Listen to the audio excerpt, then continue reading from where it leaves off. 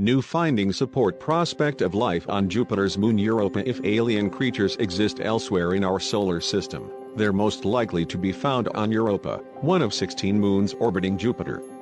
There is strong evidence that beneath Europa's frozen exterior of ice lies an ocean of liquid water, one of the essential ingredients for all living organisms. Many scientists believe that this vast subterranean sea could host living microorganisms similar in size and complexity to bacteria found on Earth. Others question whether a frozen moon with a surface temperature of 260 OF, 170 OC, can produce sources of energy useful for the basic chemical reactions necessary for life. But a new report in the January 27 issue of the journal Nature concludes that Europa does indeed contain plenty of biological fuels, thanks to billions of charged particles that constantly rain down from neighboring Jupiter.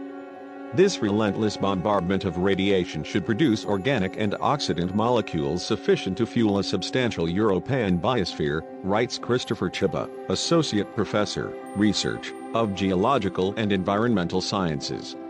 On Earth, all organisms use carbon as a basic building block of life to construct everything from cells to DNA. Many organisms obtain their energy from carbon-based molecules like sugar, and some form of energy is required to free the carbon atoms from their chemical bonds. Plants and algae use energy from sunlight to produce their own organic molecules out of carbon dioxide gas taken from the atmosphere or the ocean. The process is known as photosynthesis. According to Chiba, sunlight would not provide enough energy to sustain life on Europa since its ocean appears to lie beneath an ice layer too thick to permit photosynthesis. A likelier source of energy, he concludes, may come from fast-moving, charged particles that pound Europa from the atmosphere of Jupiter. Jupiter has the strongest magnetic field of any planet, Chiba says, more than 10 times stronger than Earth's. When protons, electrons and other particles from space get trapped in Jupiter's magnetosphere, they are accelerated to extremely high velocities. Europa's orbital path around Jupiter lies deep within this powerful magnetic field, so it receives a continuous barrage of electrified particles or ions. According to Chiba, when these ions slam into the icy surface of the moon, chemical reactions are likely to occur, transforming frozen molecules of water and carbon dioxide into new organic compounds such as formaldehyde.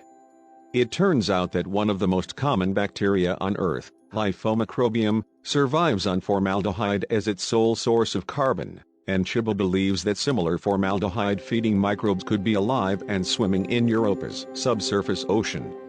In addition to creating organic fuels, radiation from Jupiter also may drive chemical reactions that produce oxidants, molecules such as oxygen and hydrogen peroxide that can be used to burn formaldehyde and other carbon-based fuels. But Chiba notes that the oxidant and organic molecules formed on Europa's frigid surface are biologically relevant only if they reach the ocean. The problem is that, if there is a liquid ocean on Europa, it's hidden beneath an ice sheet about 50 to 100 miles, 80 to 170 kilometers, thick.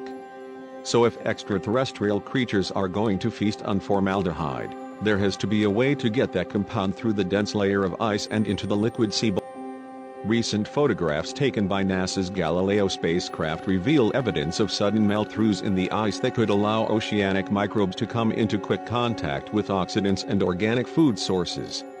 The result could be a dramatic increase in population similar to microbial blooms that periodically occur in the Earth's oceans. Chiba points out that Europa's surface ice appears to get naturally recycled into the ocean every 10 million years, a process that would allow a very gradual delivery of life-giving molecules to any submerged organisms. And just how many microbes might exist in Europa's sea? Chiba's conservative estimate, 1 per cubic centimeter, a far cry from the hundreds of thousands of organisms that occupy each cubic centimeter of water on Earth. Could life on our planet have its origins on Europa? Probably not, according to Chiba. Europa is as old as our solar system, he says, but it's probably too deep inside Jupiter's gravity well to have inoculated Earth with life-bearing debris. Chiba emphasizes that all theories about life on Europa hinge on proof that a liquid body of water actually exists between the moon's surface and its rocky core. The point is to go there and find out. Chiba says, noting that in 3 years NASA plans to launch the Europa orbiter satellite that will use radar to detect the presence of large bodies of subsurface water. The orbiter should reach Europa in 2008, and NASA hopes to follow that with a remote landing. We'll know in the next 10 years if there's an ocean, Chiba predicts. If there is, Europa will be the site of a series of new space missions. As a student, Chiba's interest in extraterrestrial life led him to the Cornell University laboratory of famed astronomer Carl Sagan, a longtime advocate of planetary exploration. Chiba received his Ph.D. in astronomy under Sagan's guidance in 1991. Today, in addition to his post on the Stanford faculty, Chiba holds the Carl Sagan Chair for the Study of Life in the Universe at the SETI Institute in Mountain View, California. SETI is the acronym for the Search for Extraterrestrial Intelligence. From 1993 to 1995, Chiba served as a White House advisor on national security. Beginning February 1, he will become co-director of the Stanford Center for International Security and Cooperation, an organization dedicated to finding innovative solutions to worldwide security problems such as arms control and ethnic conflict.